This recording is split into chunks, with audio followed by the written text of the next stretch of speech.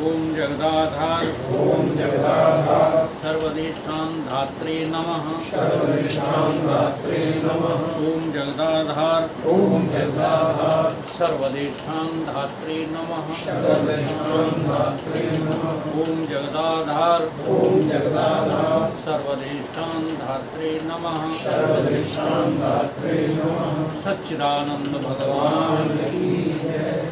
सत्य सनातन धर्म की जय। सद्गुरुदेव भगवान की जय। योग वशिष्ठ का मुमुक्षु प्रकरण चल रहा है। 15वां सर्ग। वशिष्ठ जी बोले, हे अविचार शत्रु के नाश करता राम जी। तो देखो राम जी को क्या कहा, अविचारक शत्रु।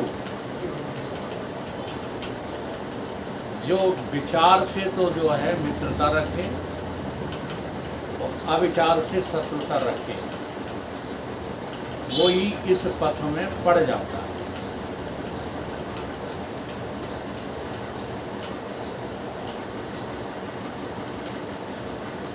जिस पुरुष को संतोष प्राप्त हुआ वह परम आनंदित होकर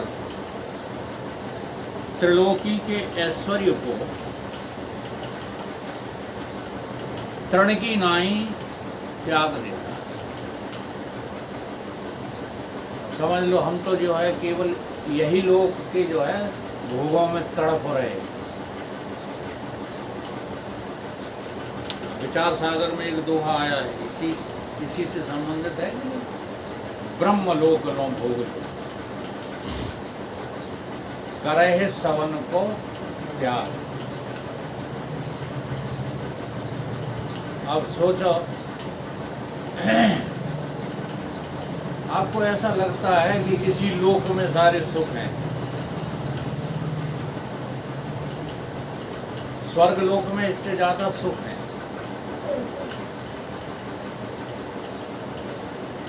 आपने स्वर्गलोक देखा?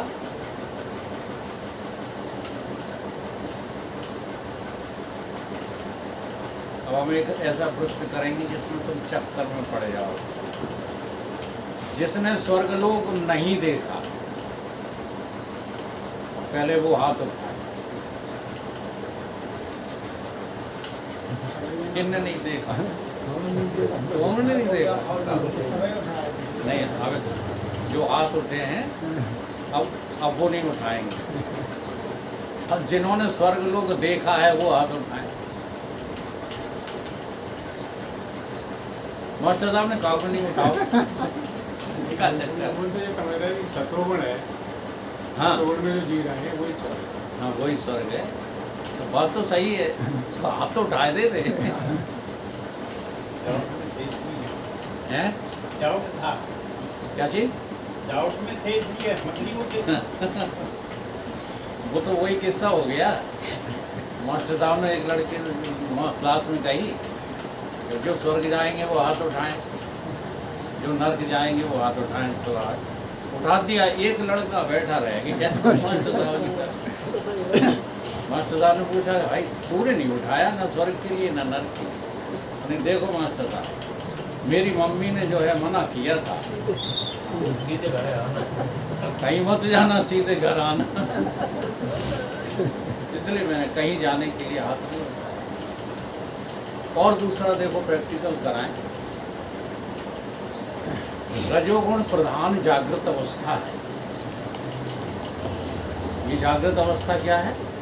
इसलिए भगवान कृष्ण कह रहे हैं कि तू कितना भी मना कर अर्जुन, लेकिन तू बिना किए रह नहीं पाएगा। जागृत अवस्था में बिना क्रिया कर्म के, बिना कृत के कोई रहता है?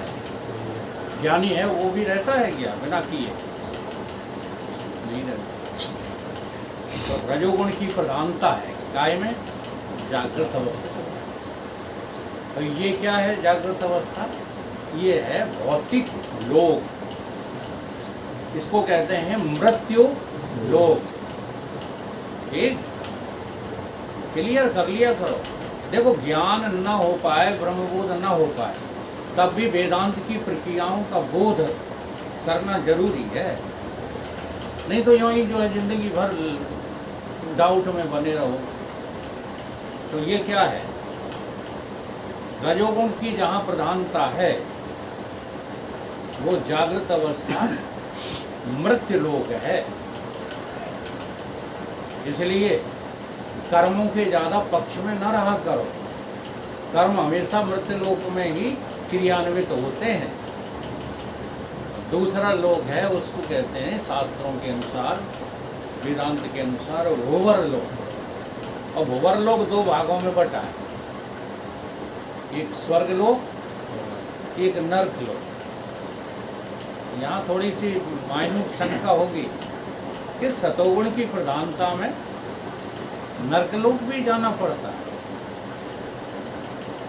उनको जाना पड़ता है जिन्हें ये बोध नहीं है कि ये गुण का कार्य है। ये गुण का कार्य हो सतोगुणी बने हैं, उन्हें तो जाना ही जाना पड़ेगा नर्क। जैसे स्वप्न अवस्था, स्वप्न अवस्था जो होती है उस लोक का नाम है भूवर लोक। अब उस भूवर लोक में दो तरह के स्वप्न आते हैं, एक अनुकूल, ऐसे ऐसे अनुकूल आते हैं, यहाँ क्या सुख होंगे, जितने सुख सपने में हम भोगते हैं। आज सारी रात जो है सत्संग किया, सारी रात बड़े बड़े वहाँ विद्वान वैसे सब इकट्ठे हैं। आश्चर्यजनक घटनाएं आती हैं स्वप्न में। वहाँ हमारे गुरुदेव रामानंद जी भी हैं, परमानंद जी भी हैं, हाँ, सत्यमित्रानंद गिरि जी भी हैं, प्रत्येक आत्मानंद जी। अब देखो सब भरा है ना कैसेट में, बस उसी पे बटन दब गया है तो वो चालू होगी। उसका नाम क्या है, स्वर्ग लोक। इस पर जो है एक चुटकुला सुनाया है, ये पुरुष जी ने ही सुनाया था या और किसी ने। एक जो है चौधरी चाचा थे, चाचा चौधरी। तो चाचा चौधरी मर कर के और गए जो है दूसरे लोगों को। उनसे पूछा गया, यमराज के दूतों ने पूछा, बताओ चौधरी साहब, नर्क लोक जाना चाहते हो कि स्वर्ग लोक? और चाचा चौधरी ने कहा कि पहले हमें दिखाओ तो नर्क स्वर्ग होता कैसा। जब हम देख लेंगे तभी तो फैसला करेंगे कि हमको कहाँ जाना है। बिना देखे हम निर्णय कैसे ले लें। तो एक जगह तख्ती लगी थी काय की, स्वर्ग लोक की, दूसरी तख्ती लगी थी नर्क लोक की। तो स्वर्ग लोक में दिखाया, ऐसे ही 4 से 10-20 लोग बैठे सत्संग कर रहे हैं। कोई भजन गा रहा है, कोई कीर्तन गा रहा है, कोई स्तुति कर रहा है। उन्हें कहा चाचा चौधरी देखो ये तो है स्वर्ग लोक। और नर्क लोक की तख्ती लगी थी, वहाँ दिखाया तो कोई ताश खेल रहे हैं, कोई नाच देख रहे हैं, कोई वैश्या भोगी हैं, कोई मौज कर रहे हैं, कोई कुछ कर रहे हैं, कोई दारू पी रहे हैं, कोई कुछ कर रहे हैं। तो बोले कि हमें तो यही जाना है। पहले तो ये बोले तख्ती बदल दो कहीं। क्यों? देखो जहाँ स्वर्ग है तहाँ तुम जो है नर्क की तख्ती लगाए हो। जहाँ कुछ नहीं है, पूजा पाठ हो रहा है, वहाँ स्वर्ग की तख्ती लगाए, फिर बदलोगे इसको। यमदूतों ने कहा आपको बदलने का अधिकार नहीं है, आप तो अपनी इच्छा बताइए जाना किधर है। तो जहाँ नर्क लोग लिखा कि हमें तो यहीं जाना है। ले गए पकड़ कर, धीरे धीरे धीरे धीरे चलते गए और आगे जाकर के क्या देखा, जब उसकी समाप्ति हुई तो आगे जाकर देखा कि खून की पीव की नदियाँ बह रही हैं, कढ़ाई चढ़ी हुई हैं खून और पीव की, बुलबुला रही हैं बड़ी जोर जोर से, दावा नल चल रहा है। देवदूतों ने यमदूतों ने कहा पकड़ लो अब चौधरी की हाथ और पाँव, तो झुलाओ और इनको इसी में फेंक दो। चाचा चौधरी बोले ये क्या है, ये क्या है, हम तो स्वर्ग में आए थे। उनके वो तो स्वर्ग का टेलर था कि असली तो नहीं, नर्क का टेलर था, असली नर्क तो यही है। यहाँ बात का लक्ष्य समझे। संसार में जो कुछ तुम कर रहे हो ये तुम्हें अच्छा लग रहा है और तुम समझ रहे हो कि ये स्वर्ग है, वास्तव में ये नर्क है। लोक वृत्ति नर्क के कारण उदय होती है, समझ रहे हो कि नहीं। जगत में आसक्ति नर्क के कारण जो है। तो यहाँ पर वशिष्ठ जी कह रहे हैं राम जी को कि तुम तो सारे लोगों को पार करके हमारे सामने बैठे। तीसरा होता तमोगुण प्रधान लोक, जो आपकी सुसुप्ति अवस्था है। सुसुप्ति अवस्था को क्या कहते हैं? कौन सा लोक है? ब्रह्म लोक। सुसुप्ति अवस्था को तमोगुण प्रधान ब्रह्मलोक कहा गया है, क्योंकि ब्रह्मलोक का आनंद सुसुप्ति से मिलता जुलता है। अब यही थोड़ा अनुभव करो, सभी लोग अनुभव किया करो। अनुभव करने के लिए जागृत अवस्था ही है। नींद में आनंद की कोई कमी है? नींद जैसा आनंद और कहीं है? बता, कहीं नहीं। अब वहां जो नींद का जो भोक्ता है वो भी लय हो चुका है। सुसुप्ति का जो भोक्ता है वो वहां बीज रूप पड़ा है, लेकिन वहां जो मौजूद है आनंद उसका स्वरूप है, जो सुसुप्ति में भी सुसुप्ति का साक्षी होकर मौजूद है। आनंद उसका है या नींद का है? विचार ये करना है। तो समझाने से तो समझ में आ जाता है, पर हम उसका चिंतन नहीं करते। वही तो ब्रह्मलोक है। अब ब्रह्मलोक का आनंद तुम भोगने में लगे पड़े हो, परंतु तुम्हें अपना तो पता ही नहीं। इसलिए ब्रह्मलोक के आनंद का भी त्याग। ब्रह्मलोक नो भोग जो करो सवन का त्याग। वेद अर्थ ज्ञाता मुनि कहित ताय वैराग। तो झूठे आनंद को कभी स्वीकार न करना, यही वैराग। इसी का नाम क्या है? वैराग। तो वशिष्ठ जी कह रहे हैं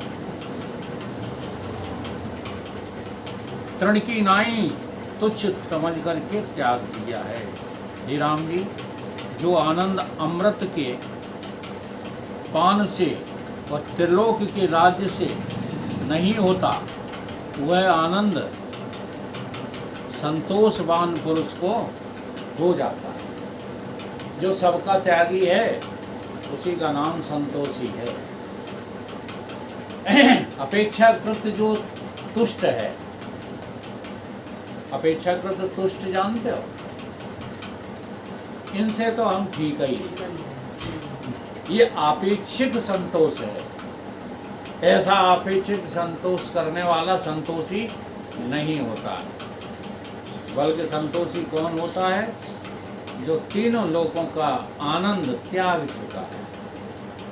फिर वो अपनी आत्मा से, आत्मा में क्या रहता है? तुष्ट रहे। आत्मन एव आत्मनः तुष्टा। ये बड़ा जटिल जो है स्थिति है। रोजाना अभ्यास करने वाले भी यहाँ अटक जाते। कहते आत्मा से आत्मा में क्या? आत्मा तो ये कही, आत्मा से आत्मा में तुष्टि कैसे? तो उसका दृष्टांत है, आपको आनंद की अनुभूति होती है देह के स्तर पर, जब आप शीशा देखते हैं। शायद ही ऐसा कोई शख्स होगा जिसने जिंदगी में कभी शीशा न देखा हो। सब लोग शीशा देखना पसंद करते हैं, करते हो कि नहीं? और एक प्रक्रिया और होती है, शीशा देखते समय अगर आपके चेहरे में कहीं कोई स्पॉट धूल का या अन्य किसी वस्तु का नजर आ गया तो शीशा देख देख करके आप क्या करते हो, उसको साफ करते हो कि नहीं?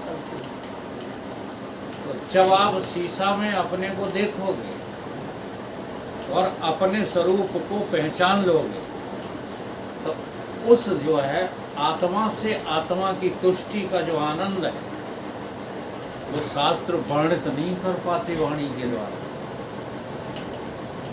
ये दृष्टांत दिया मैंने, नहीं तुम शीशा ही देखने लगो जाए रोज घर में। तो अंतःकरण रूपी जो शीशा है, जब वो शीशा दर्पण शुद्ध कर लेते हो तो फिर जो तुम्हें स्वरूप का दर्शन होता है, उस स्वरूप दर्शन से जो आनंद की अनुभूति होती है वो जगत में किसी भी आनंद की अनुभूति से बहुत कई गुना अधिक है। उसका नाम है परम संतोष। उसी को क्या कहते हैं? परम संतोष।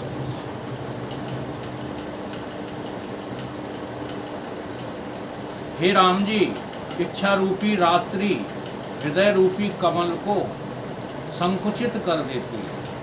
जब संतोष रूपी सूर्योदय होता है तो इच्छा रूपी रात्रि का अभाव हो जाता है। जैसे क्षीर समुद्र उज्ज्वलता से शोभायमान है, वैसे ही संतोषवान की कांति सुशोभित होती है। हे राम जी, त्रिलोकी के राजा की भी इच्छा निवृत्त न हुई तो वह दरिद्री है। तीनों लोगों के राजा बना दिए जाओ और फिर भी इच्छा बनी रहे तो तुमको दरिद्र हो, यानी अभी भी तुम्हारे अंदर कोई न कोई वासना इच्छित है। जिसके अंदर वासना इच्छित है उसका नाम दरिद्री है। धन के अभाव का नाम दरिद्री नहीं है, वस्त्रों के अभाव का नाम दरिद्री नहीं है। अच्छा, आज एक सपना और देखा, आप लोगों को बता ही दें इसी के साथ साथ।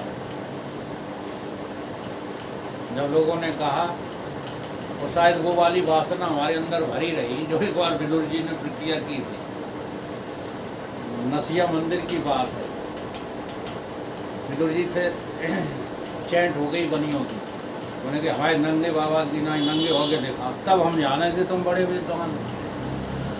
हमारी आंखों देखी घटना है। गम उन्होंने अंडरवियर फंडरवियर सब फेंक दिया। हमने की गम खाओ यार, गम खाओ। क्या बात करता है, नंगा कितना, ये शरीर से नंगा होना लिखा है शास्त्रों में, सबके मुंह रह गए इतने।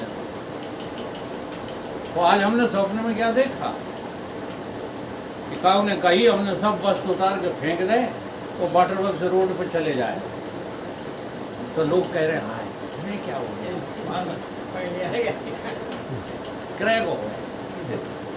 हम कह रहे हैं अब तुम हमारे पैर छुओगे तो तुम हमें ऐसे ही समझते रहे। पता नहीं कोई वासना भरी होगी। इस सपने बिना वासना के नहीं आते। जन्म जन्मांतरों की वासना स्वप्न में जो है प्रकट हो जाती है। महाराज जी तो यहाँ तक कहते थे प्रवचन में कि हम अगर अपने सपने तुम्हें बताने लग जाएं तो कल तुम मेरा प्रवचन सुनना बंद कर दो। जी हाँ, तो ऐसा नहीं कि इस ज्ञानी को सपना आना बंद हो जाते हैं। अनेक जन्मों के संस्कार इस जो है कैसेट, अंतःकरण रूपी कैसेट में भरे रहते हैं।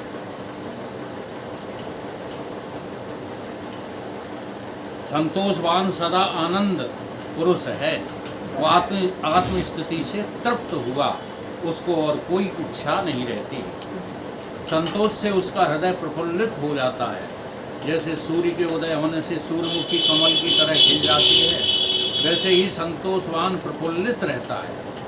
जो अप्राप्त वस्तु की इच्छा नहीं करता और जो अनिश्चित प्राप्त हुई को यथा शास्त्र क्रम से ग्रहण करता है उसका नाम संतोषवान है।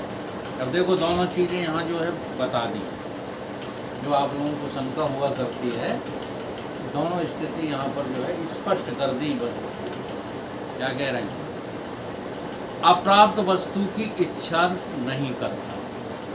संसार क्या है, अप्राप्त है।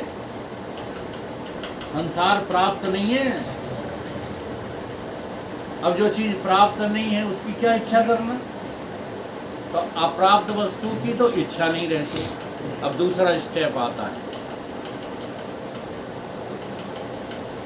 जो अनिश्चित प्राप्त वस्तु हो गई यथा शास्त्र क्रम से, शास्त्रों की आज्ञा के अनुसार घर मिल गया, परिवार मिल गया है, कपड़े पहनने को मिल गए। अब यही लोग आरोप लगाते रहते हैं, पैंट शर्ट पहनते वे काहे के विद्वान, वे काहे के ज्ञानी, पैंट शर्ट पहने फिरते रहते। तो देखो वशिष्ठ जी कह रहे हैं कि नहीं कह रहे, अनिश्चित पदार्थ शास्त्र की सम्मति से। अब शास्त्र की सम्मति है कि देह को कष्ट नहीं देना चाहिए, और इन चारवाकधारियों ने क्या नियम बना लिया है कि देह को कष्ट देने का नाम वैराग है, या जो तथाकथित वैरागी कहीं भी है, भले हमारे सनातन में है, वो वास्तविकता को नहीं समझते। दूसरी चीज, शारीरिक कष्टों से बचने के लिए भोग विलासी हो जाओ, ये भी नहीं कह रहा साहब। केवल पहनने के लिए कपड़े, और फिर जैसे मिल जाए तैसे, हाँ, लाल मिल जाए, पीले मिल जाए, हरे मिल जाए, जैसे मिल जाए। अनिश्चित पदार्थ यथा शास्त्र क्रम से ग्रहण करता रहता है, उसका नाम है संतोषवान पुरुष। वो संतोषी ही है। जैसे पूर्णमासी का चंद्रमा अमृत से पूर्ण होता है, वैसे ही संतोषवान का हृदय संतोष से पूर्ण होता है। जो संतोष रहित है उसको हृदय रूपी वन में सदा दुख और चिंता रूपी फूल फल उत्पन्न होते रहते हैं। हे राम जी, जिसका चित्त संतोष से रहित है उसका नाना प्रकार की इच्छा समुद्र की नाना प्रकार की तरंगों के समान उपजती रहती है। संतुष्ट आत्मा परम आनंदित है, उसका जगत के पदार्थों हेय उपादेय बुद्धि नहीं होती। हे राम जी, जैसा आनंद संतोषवान को होता है, वैसा आनंद अष्ट सिद्धि नौ निधि के ऐश्वर्य और अमृतपान करने से भी नहीं होता। बाहर का अमृतपान अब पता नहीं सृष्टि में कोई चीज होती होगी जिसके खा लेने से जो है अस्वस्थामा बन जाते होंगे। जब शास्त्रों में जिक्र आया है तो हमें भी करना ही पड़ेगा। और राजा परीक्षित से यही पहला प्रश्न किया था। किसने? सुखदेव जी महाराज, कि बाहर का एक अमृत होता है जो रावण ने पिया था, हिरण्यकश्यप ने पिया था, शिशुपाल ने पिया था। हाँ, इसी का जिक्र है। दीर्घ काल तो बढ़ा सकता है, लेकिन तुमको तुम्हारा स्वरूप अमृत नहीं दिखा सकता। तो वो पियोगे या अपने स्वरूप अमृत तत्व को समझना चाहोगे? तो इतना विवेकी था राजा कि बार बार मरना पड़े, बार बार जन्मना पड़े, वैसे अमृत से क्या लाभ? हम तो वो अमृत जो है चाहते हैं जिससे कभी मुझे मरना ही न पड़े, जन्मना ही न पड़े। तो वो तो केवल अमृत आपकी आत्मा ही है और कुछ भी नहीं। तो कहते हैं उतना आनंद उस अमृत में नहीं है जितना आनंद संतोषवान को अपने आत्मा की तुष्टि में है।